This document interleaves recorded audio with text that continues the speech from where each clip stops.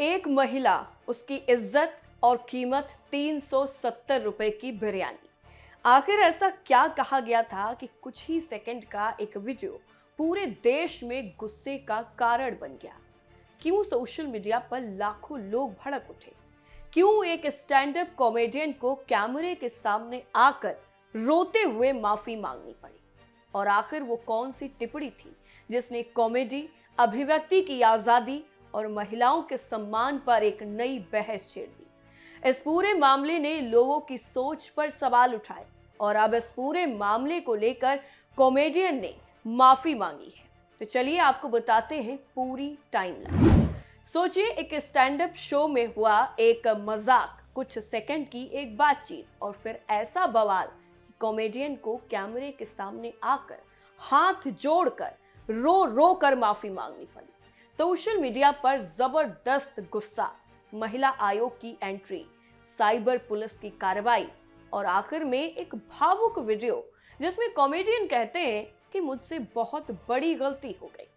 हम आपको बताने वाले हैं कॉमेडियन प्रणीत मोरे से जुड़े उस विवाद की पूरी कहानी जिसने पिछले कुछ दिनों में इंटरनेट पर जबरदस्त तरीके से बहस छेड़ दी है। और अब प्रणीत मोरे ने सामने आकर एक वीडियो जारी किया है और उस वीडियो में वो माफी मांगते हुए नजर आ रहे हैं। लेकिन सवाल ये है कि क्या उनकी ये माफी सिर्फ काफी है? आखिर 370 रुपए की बिरयानी वाला मामला क्या था? कैसे शुरू हुआ? कब कब क्या क्या हुआ? और अब ये विवाद किस मोड़ पर पहुंच चुका है? पूरी कहानी विस्तार से समझिए, क्योंकि इस पूरे विवाद की शुरुआत एक स्टैंड अप कॉमेडी शो से हुई। शो के दौरान प्रणीत मोरे दर्शकों के साथ बातचीत कर रहे थे। स्टैंड अप कॉमेडी में अक्सर कलाकार ऑडियंस के साथ लाइव इंटरैक्शन करते हैं और उसी दौरान कई बार अचानक ऐसी बातें निकल जाती हैं जो बाद में विवाद का कारण बन जाती हैं। इसी तरह के एक सेगमेंट में एक दर्शक, जिसका नाम हिमांशु जांगड़ा बताया गया है, बातचीत का हिस्सा बन गया। बातचीत के दौरान 370 रुपए की बिरयानी को लेकर एक ऐसी टिप्पणी सामने आई जिसे सोशल मीडिया पर बड़ी संख्या में लोगों ने महिलाओं के प्रति अपमानजनक और आपत्तिजनक बताया। शुरुआत में ये बात केवल उस शो तक लिमिटेड थी, लेकिन आज के दौर में किसी भी कार्यक्रम का एक छोटा सा वीडियो क्लिप कुछ ही घंटों में लाखों लोगों तक पहुंच सकता है। यही हुआ इस मामले में। शो का वीडियो सोशल मीडिया पर वायरल हो गया और देखते ही देखते हजारों लोगों ने इस पर अपनी प्रतिक्रियाएं देनी शुरू कर दी। कई लोगों ने कहा कि मंच पर कही गई बात बेहद ही गलत थी। और अब प्रणीत मोरे ने माफी मांगी है। उस वीडियो में उन्होंने क्या कहा है वो सुनिए। तो ये बात मुझे एक्चुअली काफ़ी टाइम से करनी थी, बट मेरा इंस्टाग्राम सस्पेंड हो गया था। आप सबने मेरे क्राउड वर्क का वीडियो देखा रहेगा, जिसके लिए मुझे काफ़ी हेट मिल रही है और मुझे ऐसा लगता है ये हेट मैं डिज़र्व भी करता हूँ, क्योंकि उस लड़के से जब मैं क्राउड वर्क कर रहा था उसने काफ़ी डेरिवेटरी चीज़ें बोली, बट सब लोग उस पर हंस रहे थे, तो मैं भी कैरिड अवे हो गया और उसे लैप्स इन जजमेंट हो गया। और मुझे लगता है ये मेरी काफ़ी बड़ी गलती थी। मैं चाहता था तो मैं उसको वहाँ पे ही रोक सकता था या स्टैंड ले सकता था, बट जो मैं नहीं कर पाया, मैंने उसको एक प्लेटफॉर्म दिया जिसकी वजह से ये चीज़ें इतनी एस्केलेट हो गई। तो जिनको भी इस वजह से हर्ट हुआ है उन सब से मैं माफ़ी मांगना चाहता हूँ। जो भी लीगल प्रोसीडिंग्स मेरे अगेंस्ट हो रही है उसके लिए मैं अथॉरिटीज़ के साथ कोऑपरेट भी कर रहा हूँ। लेकिन आप सबसे मैं बस यही रिक्वेस्ट करना चाहता हूँ कि आप सब मुझे प्लीज़ एक चांस दो, मैं बेटर इंसान बन के दिखाऊँगा। मेरे लिए भी एक लर्निंग थी, तो मैं खुद के ऊपर भी काम कर रहा हूँ, मैं अपने कंटेंट के ऊपर भी काम करूँगा और ये चीज़ आप फ्यूचर में मेरे काम में भी देख पाओगे। सोशल मीडिया पर भयंकर कोहराम। वहीं जैसे ही ये वीडियो वायरल हुआ उसके बाद कई लोगों का आरोप था कि प्रणीत मोरे ने उस वक्त उस टिप्पणी का विरोध नहीं किया और माहौल को उसी तरह आगे बढ़ने दिया।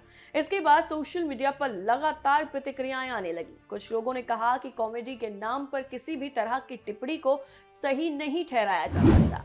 वहीं कुछ लोगों का मानना था कि स्टैंड अप कॉमेडी में कही गई बातों को उसी संदर्भ में देखा जाना चाहिए। लेकिन जैसे जैसे वीडियो ज्यादा लोगों तक पहुंचता गया, वैसे वैसे विवाद भी बढ़ता गया।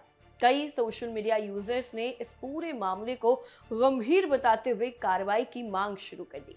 विवाद बढ़ने के बाद पहली बार प्रणीत मोरे की तरफ से प्रतिक्रिया सामने आई। उन्होंने कहा कि जिस तरह की स्थिति बनी उसे बेहतर तरीके से संभाला जा सकता था। हालांकि लोगों का गुस्सा कम नहीं हुआ। सोशल मीडिया पर लगातार आलोचना जारी है। इसके बाद खबरें ये सामने आई कि बढ़ते विवाद और ऑनलाइन ट्रोलिंग के बीच में प्रणीत मोरे ने अपना इंस्टाग्राम अकाउंट भी डीएक्टिवेट कर दिया। इस कदम ने ये संदेश दिया कि विवाद का असर उनके निजी और पेशेवर जीवन पर भी पड़ रहा था।